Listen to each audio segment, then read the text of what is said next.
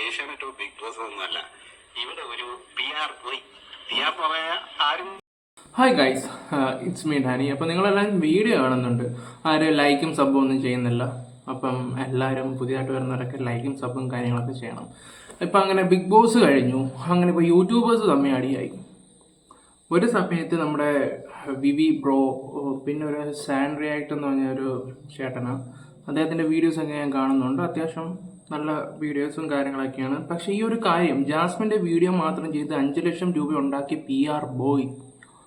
ആ PR boy ഈയുടെ പേരൊന്നും ഇതിനകത്ത് വിശദമായിട്ട് പുള്ളി അതിനകത്ത് പറഞ്ഞിട്ടില്ല. ഞാൻ കുറച്ച് കാര്യങ്ങളൊക്കെ ഒന്ന് കേൾപ്പിച്ചു തരാം. രാവിലെ ഒരു വീഡിയോ ചെയ്തിരുന്നു, ജാസ്മിനെ വിറ്റ് തിന്നുന്നത് ഏഷ്യാനെറ്റോ ബിഗ് ബോസ് ഒന്നുമല്ല, ഇവിടെ ഒരു PR ബോയ്. PR പറയാ ആരും PR ആയിട്ട് ഇവര് ഏൽപ്പിച്ചതൊന്നുമല്ല, അതിനുള്ള ഗുണമൊന്നും ഇവനില്ല. സ്വന്തമായിട്ട് ഒരു പെങ്കൊച്ചിനെ നശിപ്പിക്കാനായിട്ട് PR ഏറ്റെടുത്ത് രാവിലെ മുതൽ എണീറ്റിരുന്ന് തൊപ്പി വിട്ടിട്ട് ഇങ്ങനെ വീഡിയോ ചെയ്യുന്ന ഒരുത്തൻ എന്ന് പറഞ്ഞിട്ട് വീഡിയോ ചെയ്തല്ലോ, അവനാണ് പൈസ ഉണ്ടാക്കുന്നതെന്ന്. അവൻ ഈ സീസണിൽ തന്നെ ഏകദേശം $6000 ഈ ജാസ്മിനെ കുറിച്ച് വീഡിയോ ചെയ്ത് മാത്രം ഉണ്ടാക്കി പോലും. ആലോചിച്ച് നോക്ക്.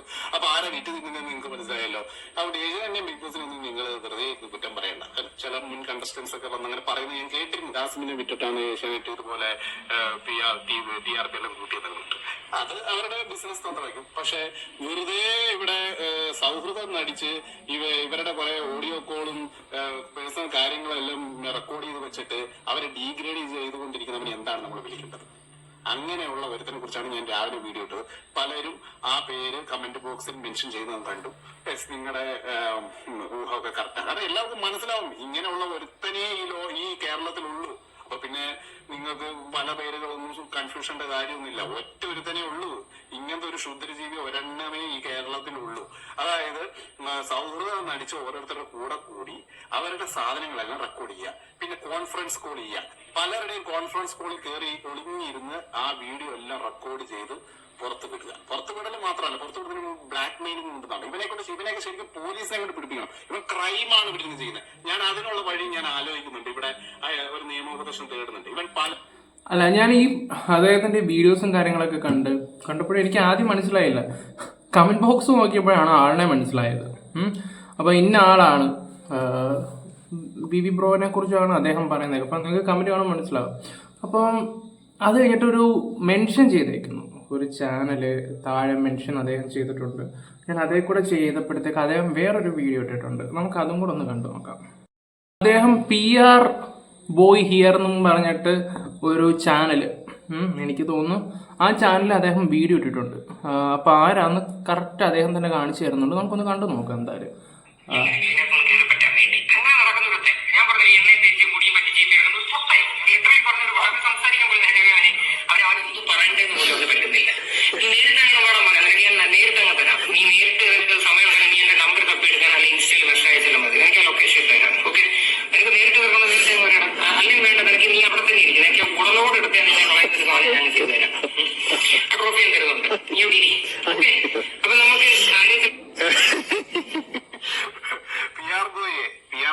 ഫസ്റ്റ് വീഡിയോ ആയിട്ട് ഇത് കൂട്ടിയാൽ മതി. എങ്ങോട്ടേക്ക് വില പോവല്ലേ? PR ബോയ് പറയുന്നത് കേട്ടല്ലോ.